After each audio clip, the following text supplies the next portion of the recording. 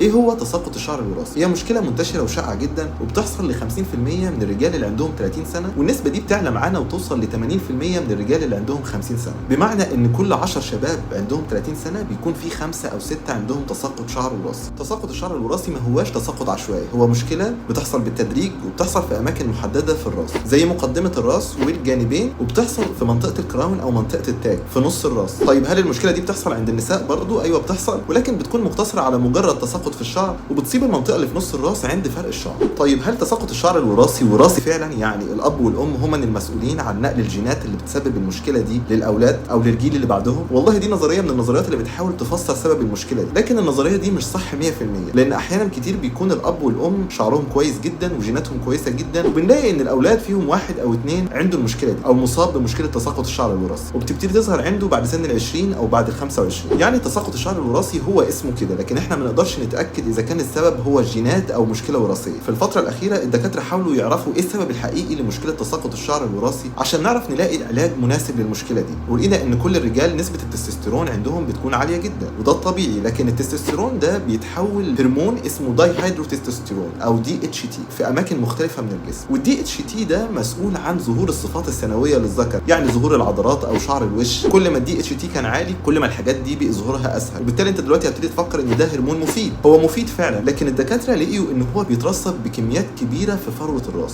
ولقينا ان فروه الراس ما بتعرفش تتخلص من الدي اتش تي ده ولا بتعرف تحوله لمركبات ثانيه اقل تاثيرا، ومع الوقت الدي اتش تي بيتراكم، ولقينا ان هو بيتسبب فعلا في تساقط تدريجي في الشعر بتاع الراس. ومن هنا منظمه الدواء الامريكيه اعتمدت عقارين كعلاج رئيسي للمشكله دي، والعقارين يبدو ان هم فعالين جدا او فعالين عند نسبه كبيره جدا من الناس. اول عقار او اول علاج لتساقط الشعر الوراثي هو الفيناسترايد، والفيناسترايد شغلانته ان هو بيوقف تحول التستوستيرون للداي هيدروتستوستيرون او للدي اتش تي، وبالتالي الدي اتش تي مش بيتم تكوينه. وبعد الاختبارات لقيوا ان الناس اللي استخدمت الفيناسترايد مشكله تساقط الشعر توقفت عندهم تماما، ده بالعكس كمان المناطق اللي الشعر خف فيها تماما ابتدى يرجع ينمو فيها مره ثانيه. ومع الوقت الفيناسترايد دلوقتي موجود في كل الصيدليات، والممثلين الامريكيين اللي بيهتموا بشعرهم بقوا يطلعوا يتكلموا عنه في التلفزيون وان هم بداوا يستخدموا. لكن مشكله الفيناسترايد الحقيقيه هي في الاعراض الجانبيه بتاعته، زي ما قلنا ان هو بيوقف تكوين الدي اتش تي، والدي اتش تي زي ما بيعمل مشكله تساقط الشعر الا ان هو مفيد جدا لحاجات ثانيه كتير، وبالتالي الفيناسترايد ما بيتصرفش من الصيدليه غير بروشته الطبيب، والافضل ليك ان انت تكون متابع الاستخدام بتاعه اول باول مع الدكتور بتاع الجلديه بتاعه، عشان مع ظهور اي مشكله او اي اعراض جانبيه تقدر توقف العلاج. دلوقتي ابتدت تظهر منه بدل الاقراص بخاخ موضعي بحيث يترش بس على فروه الراس عشان نقلل الاعراض الجانبيه، لكن للاسف البخاخ دوت بيكون غالي جدا، مش كل الناس بيكون عندها القدره ان هي تقدر تشتريه اول باول. تاني باكد عليك ان الفيناسترايد ده ما تجيبوش غير لو الدكتور بتاعك كتبه لك ويفهمك الاعراض الجانبيه بتاعته كويس جدا عشان تبقى عارف ايه اللي انت داخل فيه. اما العلاج الثاني اللي منظمه الدواء الامريكيه اعتمدته هو المينوكسيديل، والمينوكسيديل ده حكايته كبيره جدا، يعني هو بدا استخدامه في الثمانينات كعلاج لضغط الدم المرتفع، يعني الناس بتاخد اقراص المينوكسيديل عشان تنزل الضغط بتاعها. ومع الوقت لقيوا ان الناس اللي بتاخد المينوكسيديل ابتدى يطلع لها شعر كثيف في جسمها، او اغلب العيانين اللي بياخدوه نسبه كبيره منهم ابتدى يطلع لهم شعر في وشهم وشعر في ايديهم وشعر في رجليهم. الدكاتره ابتدوا يفكروا طب ما نستخدمه كعلاج لتساقط الشعر، وفعلا دلوقتي بعلاج رئيسي لتساقط الشعر، مش بس تساقط الشعر الوراثي، يعني المينوكسيديل دلوقتي بيستخدم كعلاج لاي نوع من انواع تساقط الشعر. ولحسن الحظ انت مش مضطر تاخد المينوكسيديل كاقراص، انت ممكن تاخده كبخاخ موضعي عادي جدا، وسعره معقول خالص وفي المتناول وتقدر تشتريه اول باول.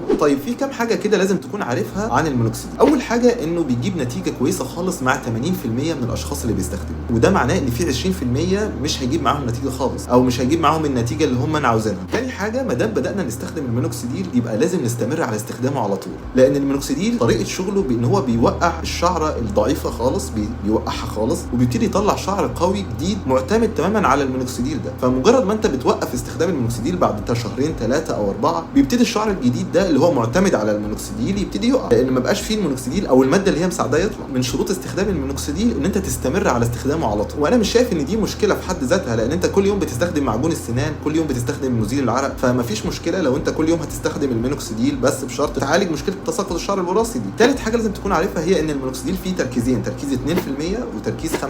تركيز ال 2% بيكون مناسب جدا للسيدات عشان ما يطلعش الشعر بغزاره في منطقه الوش، اما تركيز ال 5% هيكون مناسب اكتر للرجال عشان يجيب نتيجه. ودلوقتي ابتدى كمان ينزل السوق تركيز 10%، لكن ده انا ما انصحش بيه غير لو في تساقط شديد في الشعر يعني. رابع نقطه لازم تكون عارفها هي ان مش كل المنتجات اللي في السوق اللي مكتوب عليها مينوكسيديل تبقى منتجات كويسه او هتجيب نتيجه. احيانا كتير بتكون المنتجات مستواها رديء نوعا ما، فانت حاول تجيب حاجه سعرها كويس وفي نفس الوقت يكون يكون منتج نظيف. انا مش هقول اي اسماء عشان ما يبقاش دعايه لاي منتج، لكن انا بقول لك على النقطه دي عشان تخلي بالك. خامس نقطه ودي مهمه جدا، ودي اللي بتميز المينوكسيديل عن الفينسترايد، انه طول ما انت بتستخدم المينوكسيديل كبخاخ طول ما مش هيكون فيه اي اعراض جانبيه، وده لان طريقه عمل المينوكسيديل ملهاش اي علاقه بالهرمونات او بالدي اتش تي. بس اللي ممكن يحصل هو انك ممكن تحس بحكه في فروه الراس، او ممكن تظهر قشره مكان استخدام المينوكسيديل. طيب بالنسبه لتساقط الشعر الوراثي، هل الفيتامينات زي الرويال فايت جي او الهير تونيك او البانتوجار او الحاجات اللي زي كده ممكن تجيب نتيجه؟ لازم نكون عارفين ان فيتامين سي وفيتامين دي والزنك والبيوتين مهمين جدا جدا جدا لصحه الشعر وصحه البشره بشكل عام. واحيانا كتير بيجي العيان خايف من تساقط شعر وراثي، بعد ما بنكشف عليه بنتفاجئ ان هو اساسا عنده نقص في الفيتامينات دي، وان النقص دوت هو اللي مسبب تساقط الشعر، وانه ما عندوش تساقط شعر وراثي ولا حاجه. طب لو انت عندك تساقط شعر وراثي وعندك نقص في الفيتامينات دي، تساقط الشعر الوراثي هيبقى وتيرته سريعه جدا. فاللي انا عايز اقوله ان الفيتامينات دي حتى لو ما هياش العلاج النهائي فهي هتخليه بطيء خالص وهتقلل حدته جدا. عشان كده اي حد بيجي المستشفى يشتكي من تساقط الشعر الوراثي، اول حاجه بنعملها هي ان احنا بنشوف نسبه الحديد ونسبه الهيموجلوبين، ونشوف الفيتامينات فيتامين دي وفيتامين سي، وبنشوف نسب الزنك والبيوتين، لان اي نقص في الفيتامينات او العناصر دي بيسبب تساقط شعر. اتمنى يكون استفدتوا من الفيديو، ولو عندك اي اسئله او اي استفسارات اكتبها لي في الكومنتات، ونتقابل في فيديو جديد.